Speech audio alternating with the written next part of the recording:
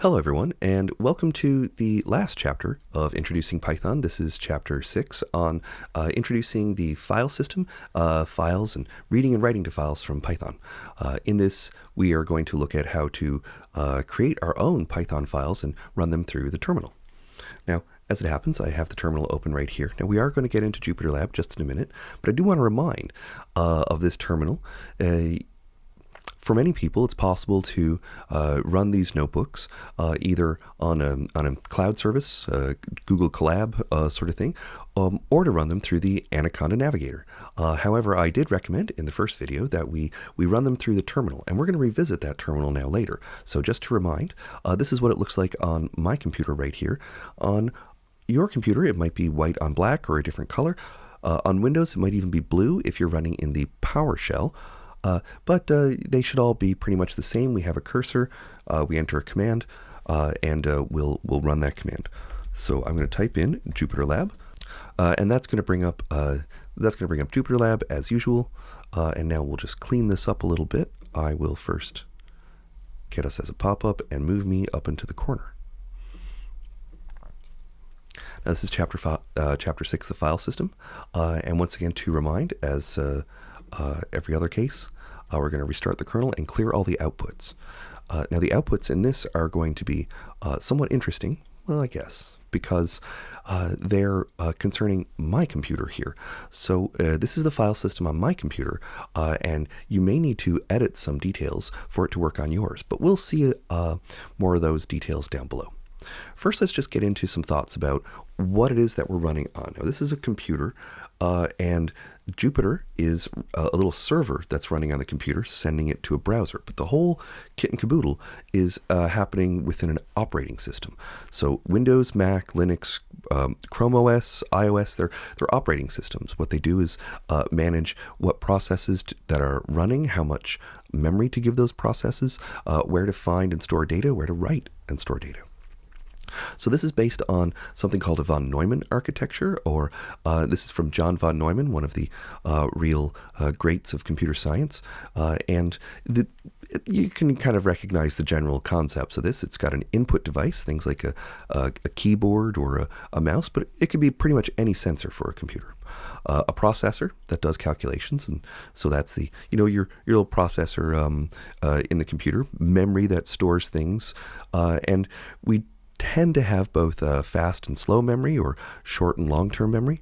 The fast memory, such as RAM, is what's sort of loaded up and ready, and then there's slow memory, such as a hard drive, which stores things for later on. And then an output device. Now, it doesn't have to be a screen, but these days we do have screens as one of our primary ways of interacting with it. Now, there's all kinds of other architectures out there for different sorts of computers. Quantum computing does this differently. There's other kinds of state machines, but most computers that we know of are pretty much this standard architecture. And now they tend to be based on one of two main flavors, Windows or Unix. So a Mac computer currently is based on Unix, whereas, well, Windows is Windows. And Linux, of course, is Unix as well. Which do you think Chrome is? Chrome OS is also based on Unix. So really, Windows is kind of the odd one out here. And there's one specific way in which it's the odd one out, and that's when it comes to how it organizes its folders. So files on the computer are stored could be just about anywhere in the memory as written series of bits or bytes, which are accumulations of bits. And we need to find where they are on that hard drive in order to load them and bring them into the computer, and that's using a file index, but we would just call it a file name. And that file index is, or the file, is stored in a hierarchical structure. So the topmost structure is we'd consider root. Now, on a Windows computer, that could be a C drive. On a Mac computer, that's just the /. Now, Windows, you'll notice, uses a backslash rather than a /. That's a historical thing. It is kind of a nuisance in a way, because if you have to write code for both Windows and Mac, you have to make sure that you're being sufficiently general in your code, that the backslashes for one aren't going to sort of mess up the other. And we'll see how I do that down below. So Python has a program or a couple of programs for navigating the file system. The base one is a program called OS, which unsurprisingly stands for operating system. And so if you import OS, and then you can import os.sep, and that just says, what's the separator on my computer? Is it a slash, forward, or back? And you can certainly use this or substitute this anywhere that you might see a backslash. On the other hand, I actually really like the use of a more modern Python library, and that's called pathlib. Now, pathlib, unfortunately, it's not supported universally across all the libraries. So sometimes when I use pathlib and send a path on somewhere rather than just the name of the file as text, it can get a bit confused, and I have to go back and just maybe convert that to a string so that it's just that raw name. But normally pathlib makes it really easy to manage files, to select for files, and so forth, and as we'll see that down below. Now, for pathlib, it's a library, and in there is an object of the or a class called path.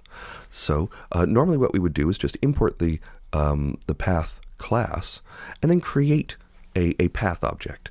And so in this case, the first one, P, is just here.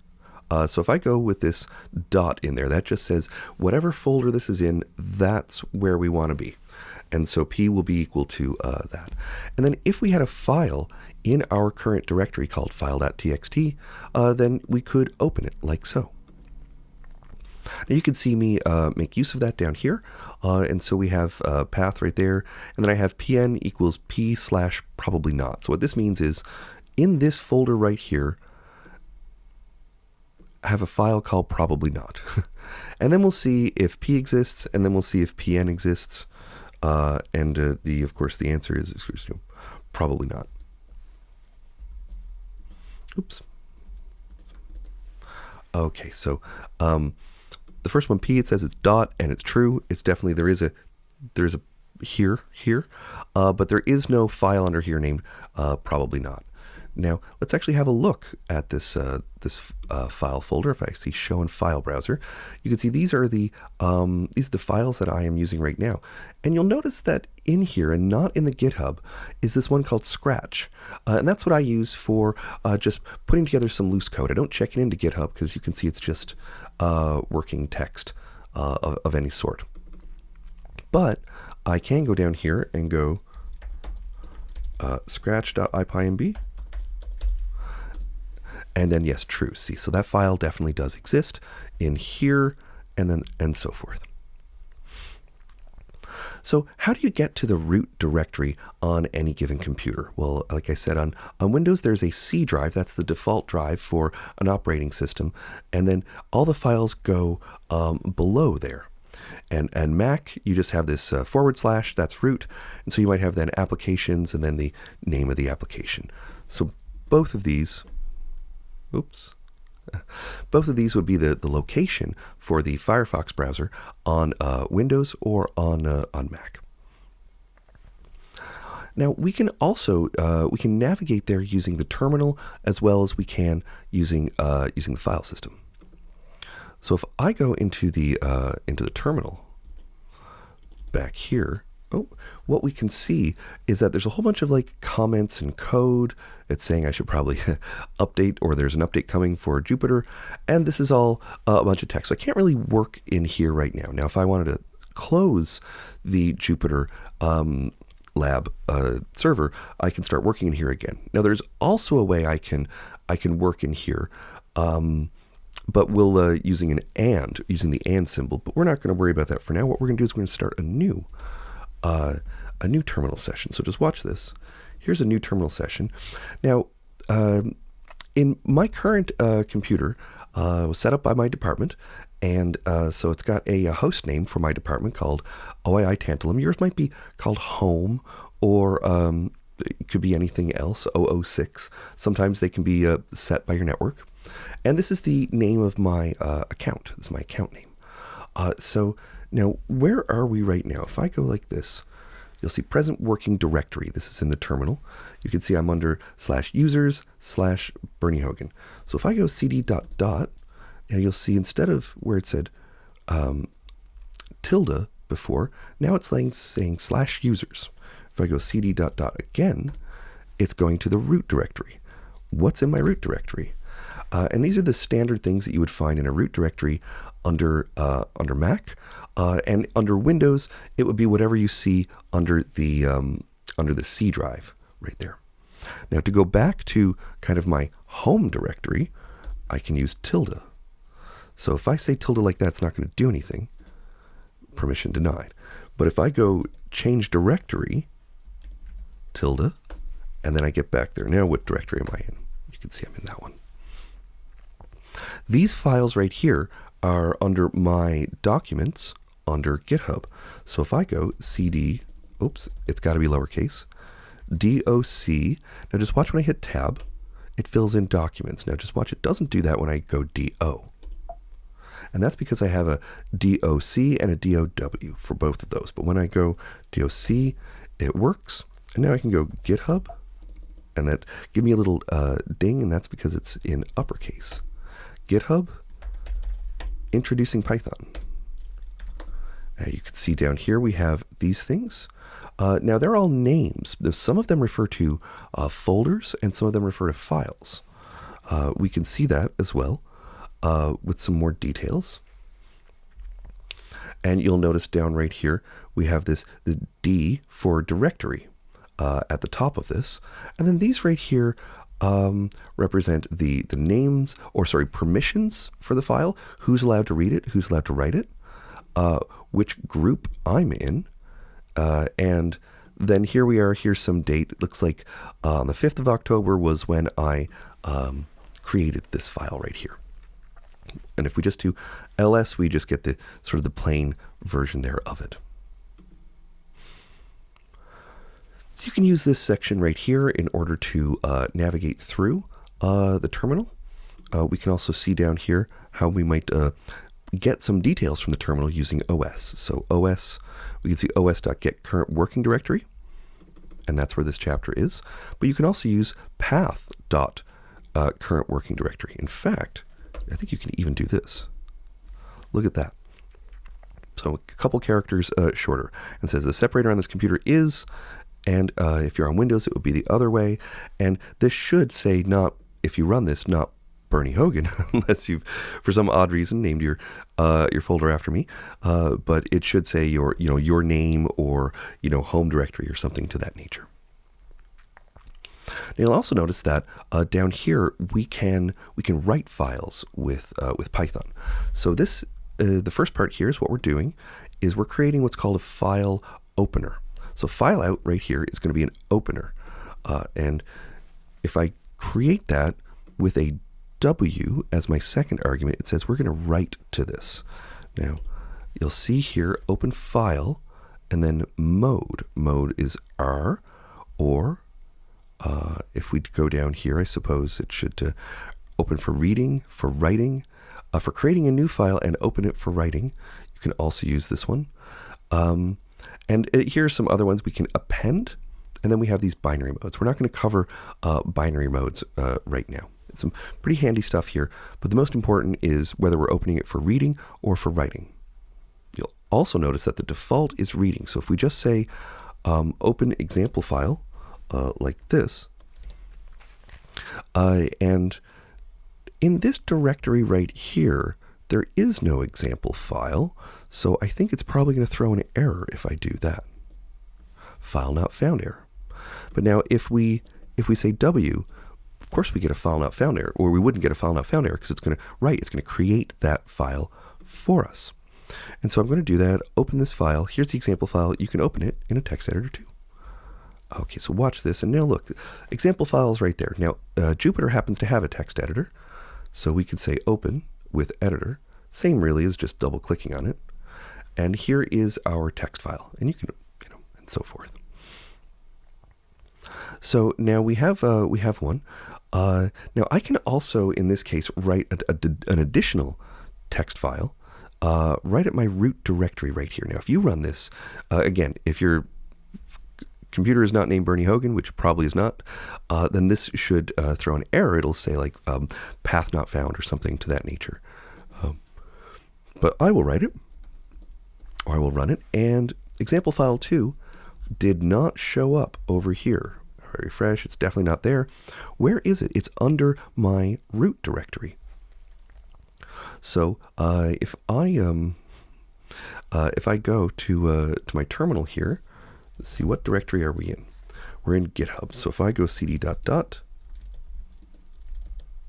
documents, okay, and now I'm in my root directory. And if I go ls, that's all the files in my root directory. You can see not really a lot there. A scratch Python file, an example file 2 is in there. You'll notice actually on the terminal we can in fact be a little more specific. I can go ls*.txt, and now it just gave me that one file. You'll notice I have a test file there for Python, so and so forth and so forth. Now, I didn't really want that file there, and I don't like the idea of these files sort of cluttering up my computer, so I can remove that. So notice down here, try os.remove, and there we go. So now if I go back up here, you'll see there's no matches found. Example file 2 has been deleted. Now I want to pause for a second there. That file's been deleted. It didn't say, are you sure you want to do this? It didn't give any confirmation. It's not in the recycling bin. Python created a file and deleted it. So I want you to be extra careful, extra special careful when you are using things like a remove or a delete command in Python, because it will give no warning and that file will not be recoverable on your computer.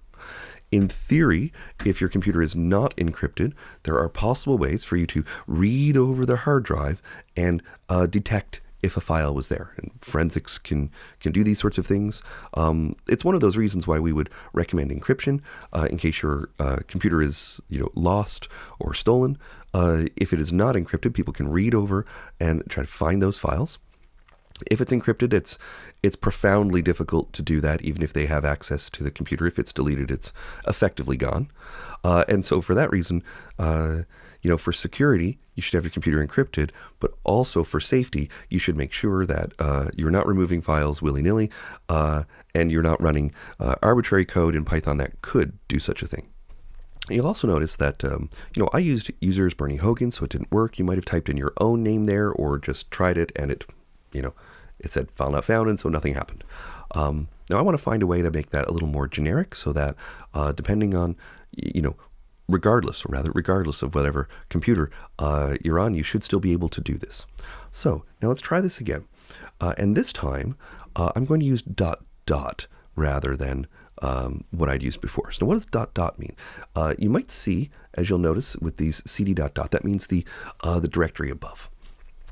So in the directory that we're in right now, we're gonna create a file, but in the directory above it called example file 2. And here's another example file. So I run that. There we go. Chapters. I click up here, and there's example file 2. So now, where this ... comes in handy is having a folder structure. So I generally recommend having a folder structure where you have your notebooks, exercises, or workbooks in one folder, and in a parallel folder, we might say a sibling folder in that family tree way of saying, you would have data, output, and other. Now, on the GitHub, you'll notice we have chapters, exercises, latex, and the latex right here is just a Python file for building the PDF from the notebooks. We wouldn't really use that, but I use that, and I just want to keep a record of that on the GitHub. And of course, then the PDF is here. I haven't created a newer version of it yet, but who knows? By the time you're watching this, maybe it'll be the updated version for late 2023. And then indeed, example file 2, click on that, and so forth. Now this way, what you don't have is a single folder with like everything in it. So you kind of, when we're practicing writing files or getting output, you're often tempted to write them in the same directory, but that gets very chaotic very quickly, and so it's very useful in order to be able to navigate up and then back down in your files. So in this case right here, we can go up, but we can also go down. Exercises. Do this, and now you'll notice, in fact, just to make it extra clear, I'm going to put 3 in there, And now you'll see that nothing's changed here. But if we go into exercises, there is a new file in there.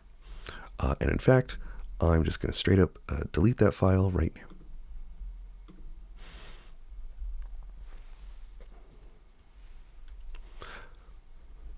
So the next section, I'm not going to read out loud. This is how to navigate the file system. I've shown a little bit of that in that demo, and I'd like to encourage you to read that yourself. And there's the Unix edition that would be worth it for Mac or for Linux. And then there's the Windows edition for the PowerShell. The one thing I will want to highlight here, however, is right at the end, this trouble with spaces. So you can see here, we can shorten a prompt, make a new file, remove it, make a new directory, remove a directory. You can't remove a directory on the terminal unless it's empty. And then yes, down here to the trouble with spaces. So if this chapter, as you'll see, it's ch.06.thefilesystem, and for stuff like this, I tend not to use spaces in my names. And that's because if you're working with files on the terminal, then if you have spaces in the names, you can't just say rm the name of the file. You have to put that in quotes. And so the quotes say, everything within here is the name of the file, including those spaces. And that can be subject to error, so I try to avoid that error by not having any spaces at all.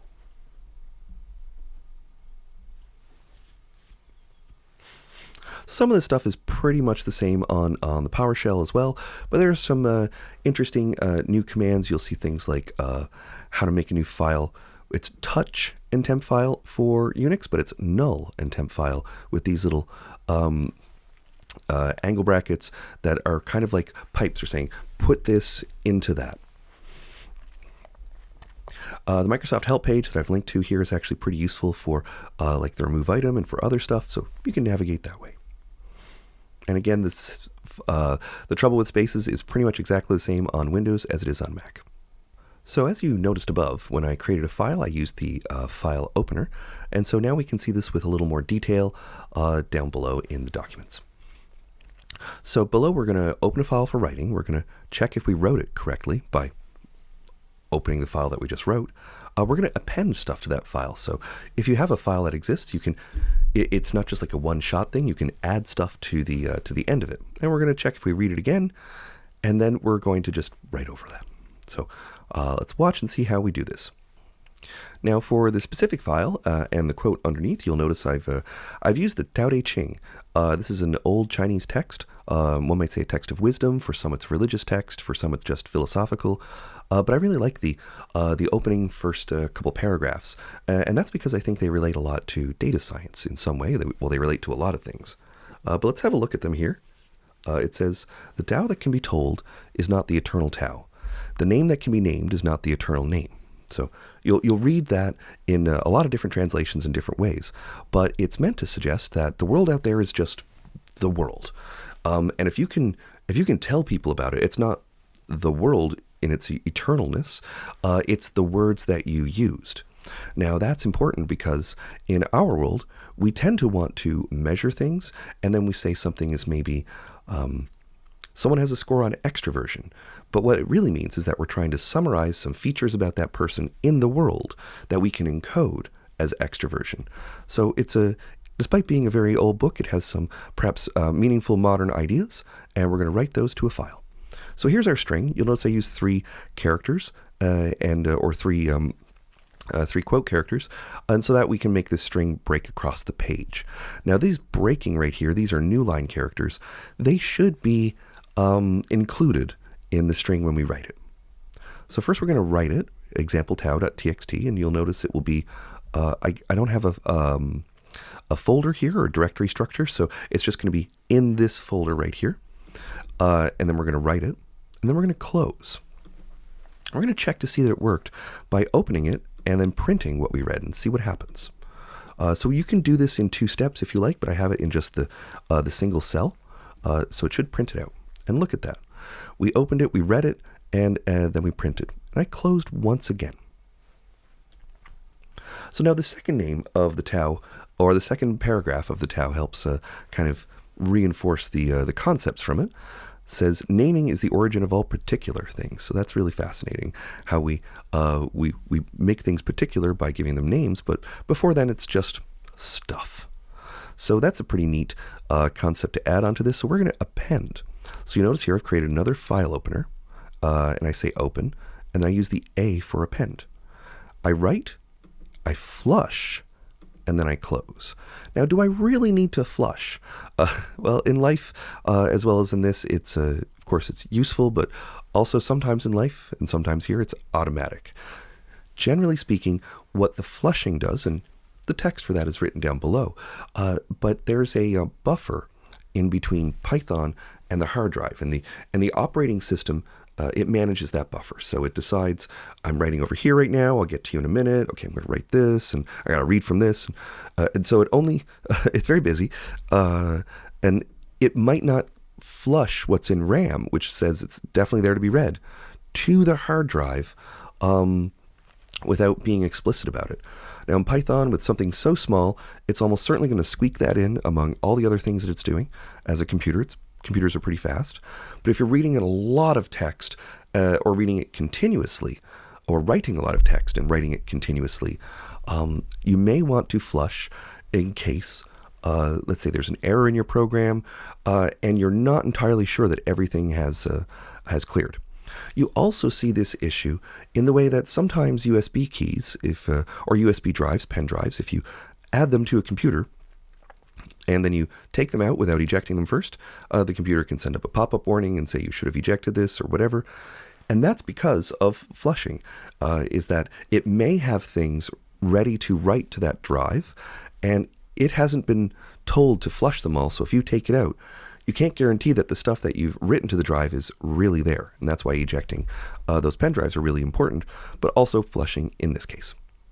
So I ran that here, and we can see that now when we read the file, it has the appended text in it. It's all just this one long text. And we can see that as well if we go over to the file browser. There should be one right here, example file. That's what we wrote a minute ago. And now example tau or DAO is right there. So far, so good. And there's the flushing bit. And now, I mentioned this above, but I also want to reinforce this right here. You can really damage your computer if you're not careful with Python. And that's because it clobbers files. Now, clobber is a term in programming for how a file can write over another file, or a piece of data can write over another piece of data without any warning. So to say we clobber a file means that we're not going to ask if you're really sure. If we copy something over, we're not going to say there's already a file with that name in here. Do you want to proceed? It doesn't do that. It just writes it over. So you got to be very careful. And then there's the whole encrypted message down below as well. And that means File Vault on Mac or BitLocker on Windows. There's other forms of encryption, but those are the defaults that are packaged with the operating system. And turning them on is really just a matter of going to those settings and doing that, but it's strongly recommended. If we have a very large file, we may want to process things in that file line by line. That's the case if you're reading in CSV files by hand, as in not using a CSV library. It can happen if you have lines that, there's a format called JSON-L, which you may encounter later on in your own data analysis work, where each line of that file represents some object, like it might be a tweet or a post from an online source. Now, so to read files in a loop, you can see that the file opener itself works as an iterator. We didn't have to make it an iterator in any way. If we go len of that file, it's not going to work like it's a list, but we can still iterate. What it does is it treats each set of characters up to a new line character as a line, and then it returns them. So just watch what happens when we do this and print it. Now, why do you think the spaces are there? Well, if you've read ahead, you'll know. But the reason is because even though it uses the new line character to say this is the end of the line, it still keeps that new line character as part of the line. So what we're printing is the full line, including the new line character. It gets us to the next line. And then print always adds by default a new line at the end. So you can see that right here. End is new line. In fact, one way we can change this, which I wouldn't recommend, is to go end equals that. Now just watch this. Okay. But the reason I wouldn't recommend that is because often we don't really care for the new lines, especially if we're trying to break each string up into an entry for a list, for example. So we can strip those characters away. Now it's worth noting that there are two different ways to signal many, but two main ways to signal a new line. Now we normally only use one of them, which is the slash and then the n. But sometimes, especially on old Windows computers, you'll see /r and /n. Now, why do you think that r is there? Well, it really goes back. It really goes back to some old stuff in media, and that's from the typewriter. And so what the R here means is return carriage, or in those systems, if we go through a paragraph like so, a new line would then take us down, and return carriage takes us back to the front. So we have to go back to the front and then down a line.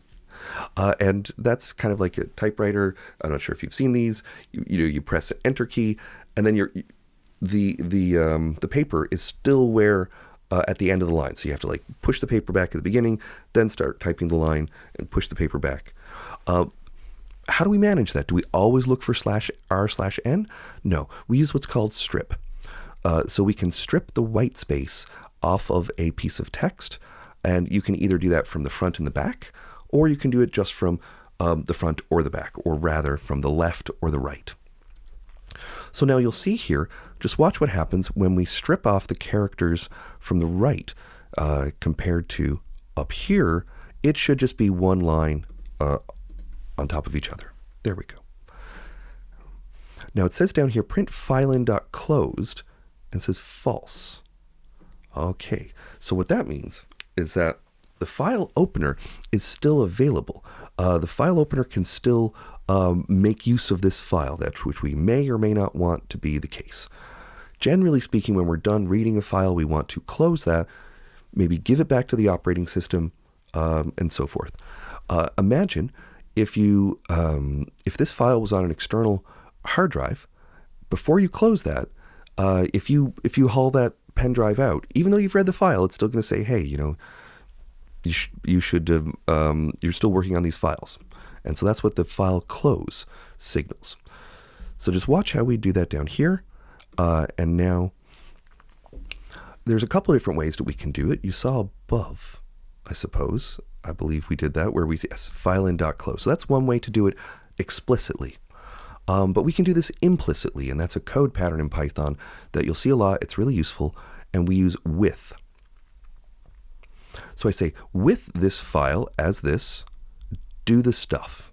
And so when we get to the end of the with statement, it closes the file on its own. So just watch, file enclosed equals true. Now just to compare that, you'll see here I do this. I first create a file opener, then I loop through it. But down here, I create the file opener using this with statement, and then the things I do with it are inside the with statement, and then it's closed by default when we're done. So now we can run Python in the shell, as well as we can run this here. And now that we've been a bit acquainted with the shells and writing programs, this is kind of the next step. So you have a number of Python shells on your computer already, absolutely guaranteed if you're running JupyterLab, because there's one that runs Jupyter. Let's see one to start off with. Well, over here you may recall that we have this terminal where I'm running JupyterLab, and it's still running, so I'm not going to touch it. I can go over to this one right here, and once again, where are we? Oh, but I should know because it's that tilde which says I'm at my home directory right here. So now here, or just about anywhere on your computer, you should be able to type either Python or Python 3, and it will run and open a console. So just watch this. If I type Python here, we see I've got a console. This one says Python 3.11. You'll notice in the book I had Python 3.8, 2020. And the console looks pretty similar to the one that I had before. This one says Clang on Darwin rather than Anaconda. So it's a slightly different version of Python, but that's just because I installed it later. The reason why this might be important is because if you have multiple versions of Python on your computer and you do things like install an additional package, that package might not be available if you're not using the version of Python where you installed it. But here we are. See these three chevrons, I believe, these angle brackets down below. They represent the console, and so this is Python, print, good day, peeps, and there we are, and so forth, and we can press exit, and then we're done. Now there's more Pythons on your computer. You can see here, if I go Python 3, it should work as well. It goes to the same one. I probably have Python 2 as well. Not anymore. But I do have this thing here called IPython. Check that out. Okay, so IPython is slightly different than Python. It's interactive, and this is actually the basis of JupyterLab. See these colons here in these cells? These are actually pretty similar to this right here in Python, where we can go like, print, and look at this. It already starts auto-completing some things. It's a bit smarter than general one. And it says OS not defined. Well, it's not that smart. Import OS. But you'll see even in the terminal, it now has syntax highlighting. So it's a more clever console than the original one. But generally speaking, by the time you're getting to here, you're probably going to want to run it in something like JupyterLab. Now, as it turns out, in JupyterLab, there's already a terminal as well. If we go over to plus right here, add, normally we can create a new notebook. But if you'll notice down below, we can create other files, including a console. So this is a Python console right here, or a terminal. So just watch this. And now it's like IPython, except in here. Print hello. It's not giving me those autocompletes. And just watch what's going on down here. Print, why isn't this running?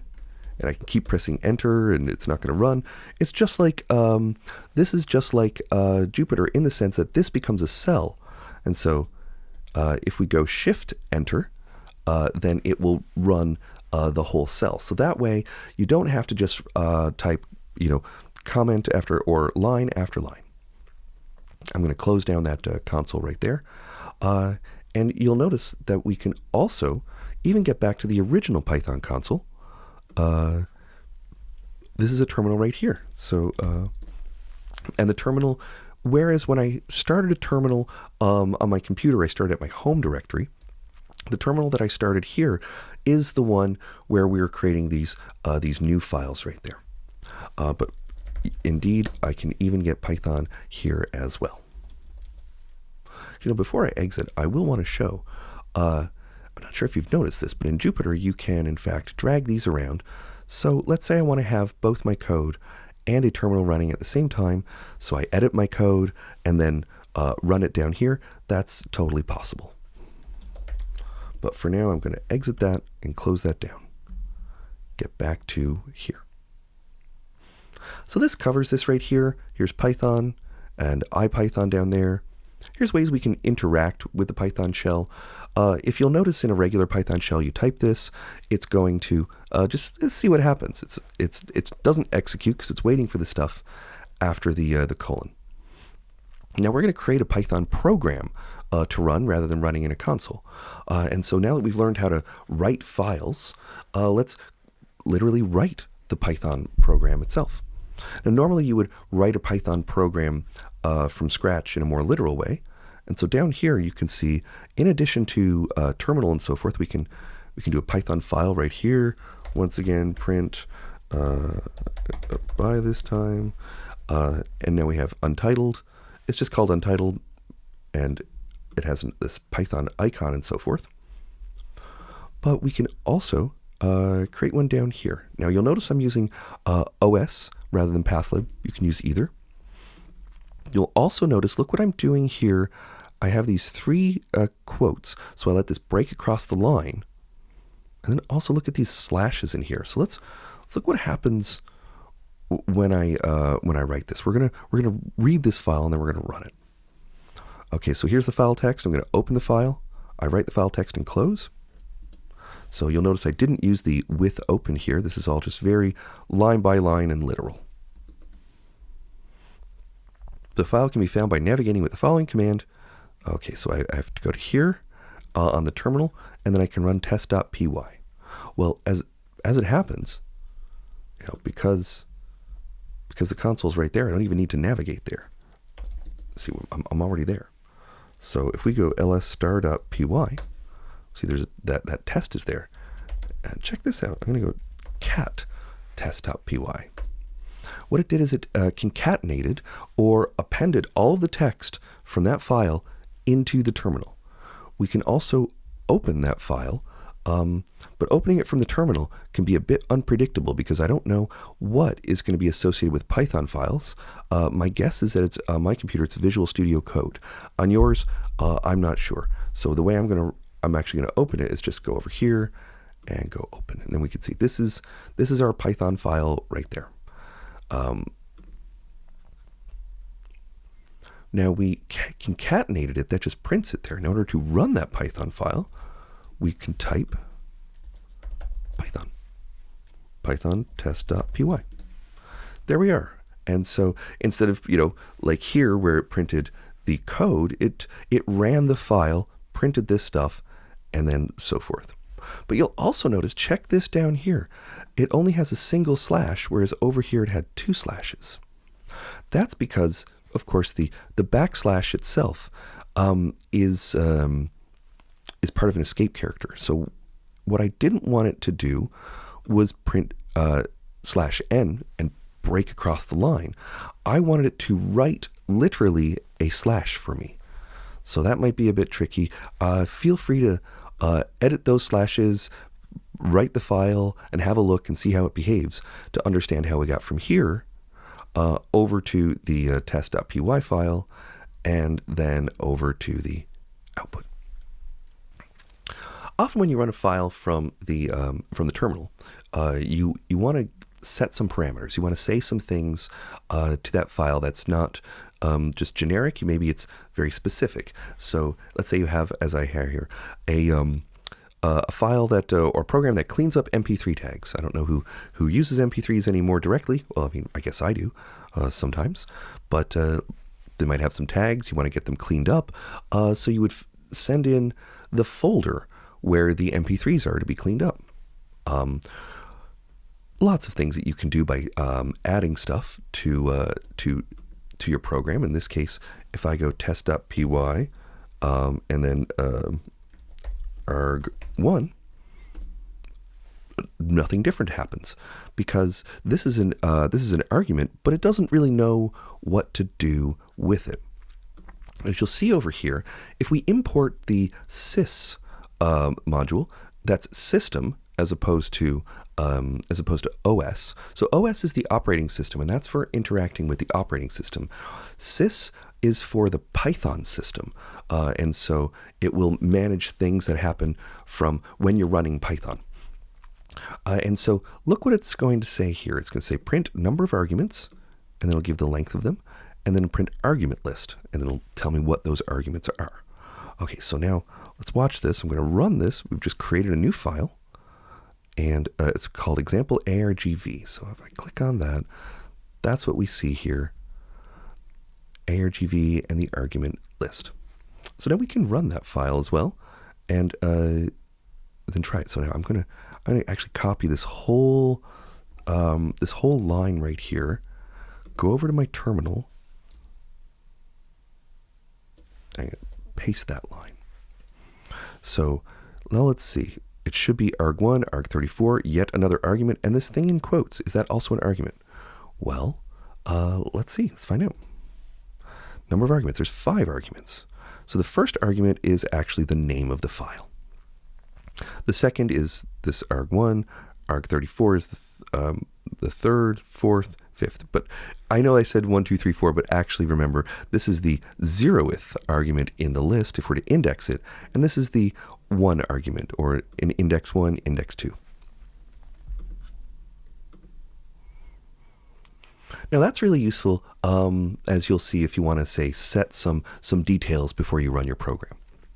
The other thing that's important to bear in mind with Python programs is there's very commonly a main statement. So the main statement is what is run if this program is run on a terminal. So if we run like that example argv in the terminal, it's just going to run as it is, and it's not going to actually print anything out because there's no arguments. Oh, well, just the file name. But if we might want to have a program that does some things if we call it from another program, or does some things if we run it as a standalone program. And so to differentiate those two, we use main. So we say if name equals main, and then you would run that code.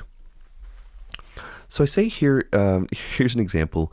Let's say we have a program which we called veggies.py, and in there it's just got this one line, x equals potatoes. Now, if we import veggies, and we say veggies.x, it's going to print potatoes. Now, in that case, we're importing another program, and we're taking all the variables and the details from that program. Sometimes we want to make sure that the program runs, and so that's where main comes from. So now you can try this yourself. I didn't actually create a veggies.py demonstration for you, but you can surely manage your way around with this if you want to explore that yourself. And you don't have to call it potatoes, but the important thing to note is that you can import a file.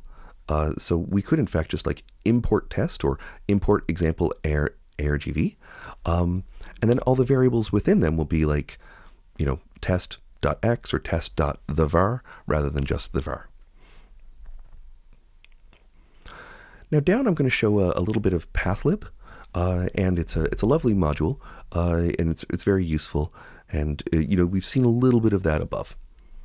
So now from pathlib import path, and then we say here, now this is a path object right there, and then we'll say does this exist, and then we'll say does this exist, and I think the second one's probably going to be false, hopefully.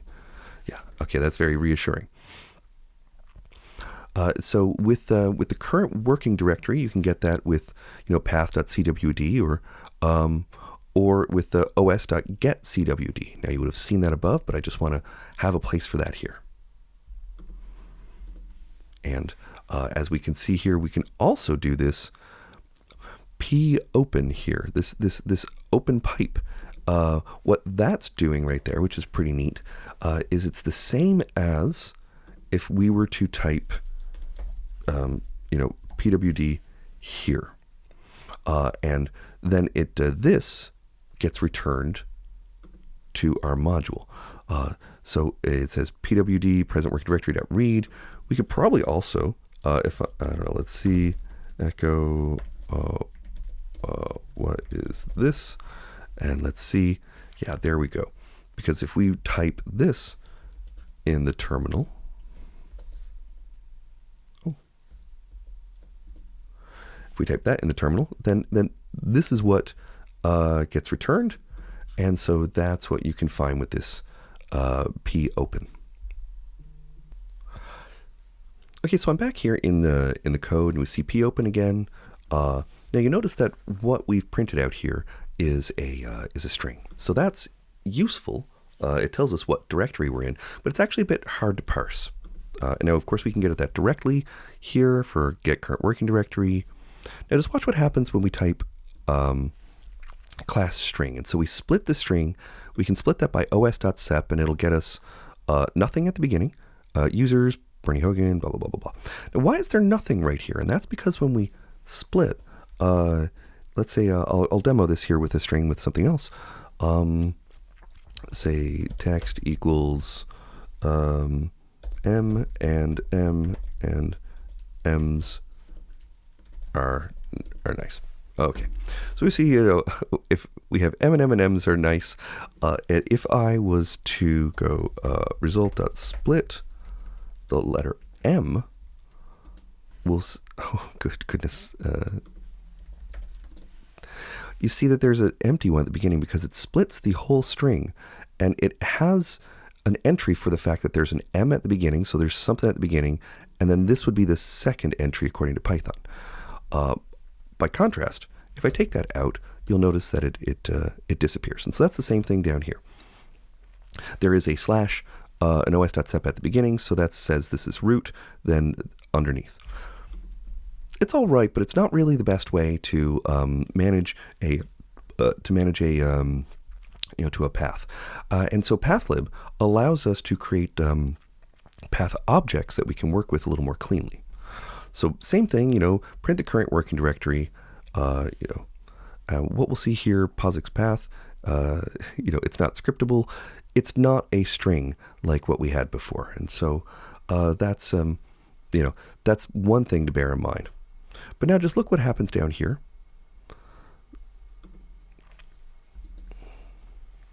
We've got lots of features. We can make dir, name, open, owner, parent, parents, and all of these right here can now be used in order to manage files through pathlibs.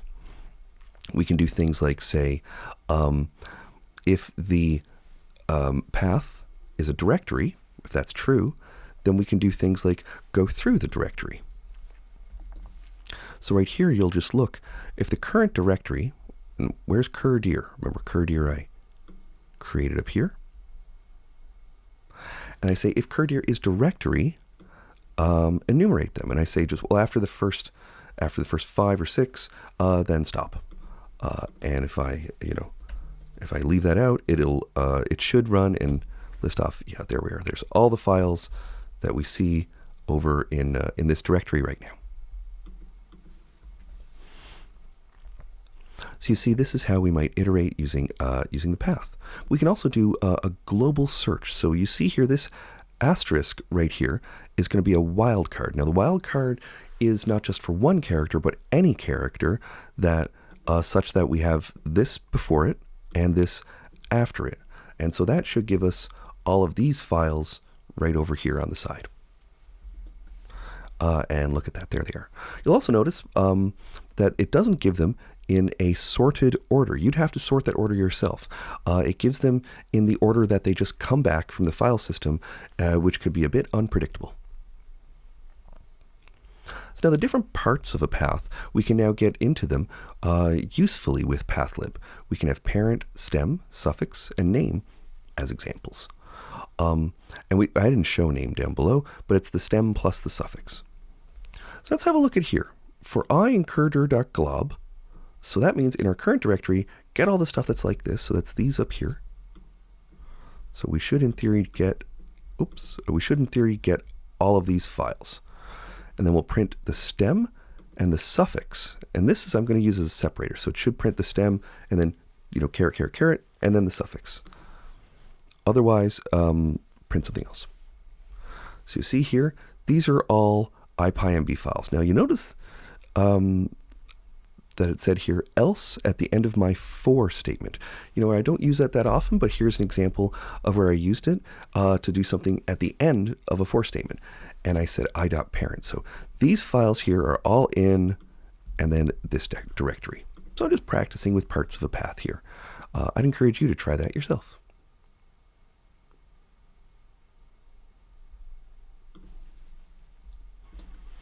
Now you'll notice this we can already now go curdir.parent.iterdir.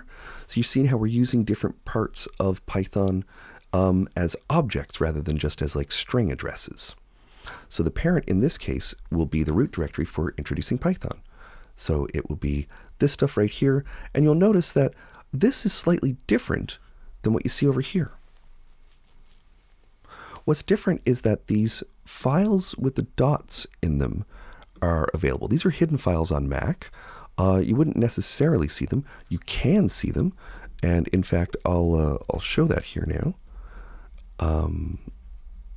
In a second. Yeah, let me just pop over here. So here's my Finder. Here's introducing Python. You see the PDF. We haven't really changed it since I downloaded it into this directory. And there's not, we don't have, it looks just like what we have over there, not like what we have over there. Now on Mac, I can go Command, Shift, and period, and those hidden files now show up. And Command, Shift, period will make them disappear again. We can also use a thing called a wildcard, and that's for recursion. Now, recursion is an amazing idea within computer science. It's one of those fun ones that you'll see many examples of, both culturally as well as technically. So, for example, there's a thing called GNU, or the GNU operating system, and GNU stands for GNU's Not Unix. So it stands for GNU's Not Unix. Well, what does the GNU stand for? Well, that stands for GNU's Not Unix, and and so forth. And that's what's called recursion. Now, recursion is useful as a concept, kind of a loop within itself, when we go for navigating through a directory. And the reason is because if we want to recursively go through a directory, that means list off all the files in this directory. And if there's a folder in there, list off all the files in this directory. And if there's a folder in there, list off. And so as it does that, it goes through the whole file structure. When it gets to the end, lists off a directory. If there's another directory in it, keeps listing. At some point, there's going to be no more directories. So it's going to stop. And then it goes back up the chain, lists the next directory, goes back up the chain, and so forth. And that recursion leads to listing off all the directories underneath a specific one. Now that's useful if you want to list off the files, not just in a root directory, but all the ones underneath. So in this case, and you'll notice what I've done is I've printed this and I use file redacted. So if it's a directory, then I'm going to print the name of the directory. Otherwise, I'm going to print file redacted. And so that's in the current directory. So you'll see here what we have is these are files. I didn't tell you the name of them. And then there's these ones right here. But these are under IPyNB checkpoints. You wouldn't even notice it's there if you weren't looking for it. But these are actually temp files that are related to the files in my folder. Now, to be a bit more creative, we can go .parent, and instead of file redacted, in this particular case, I'm going to go i.name. And as we can see, here's all the files within all of the introducing Python, including things related to GitHub, some questions and so forth. So it recursively went through all of these right here and spit out all the files with this *****. If we just used star, it just gives us the files in that folder. But ***/, and that goes recursively through the whole shebang.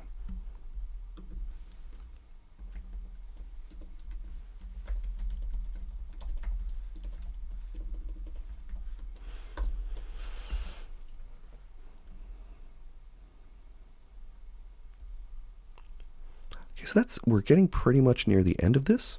I want to show some things here first, or at the end, how to change a file with pathlib. So first of all, let's look at this. In our current directory, do we have a folder called temp? No, we don't. So let's go in there. There's nothing in there. It says if cur_temp exists, get rid of it. If it doesn't exist, make it. So it's just like a switch. Now just watch that, and temp is there. I made a directory called temp. Now we can remove that directory because there's nothing in it. And so there it disappears. I've removed a directory. And so this helps us show how we can create and remove directories.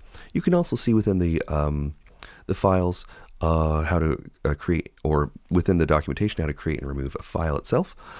And that can really help you manage this work. So now, the conclusion here, I say, so you might be a little terrified at just how much you can get away with in Python. And yeah, when you're downloading programs and running them on your computer, you are allowing your computer or those programs the ability to read and write pretty much anywhere that it can access on the operating system. It might not seem like that because you're just working within a particular folder, but because Python can interface with the operating system through OS or sys or the pathlib module, you can really reach outside into the computer and do things with it.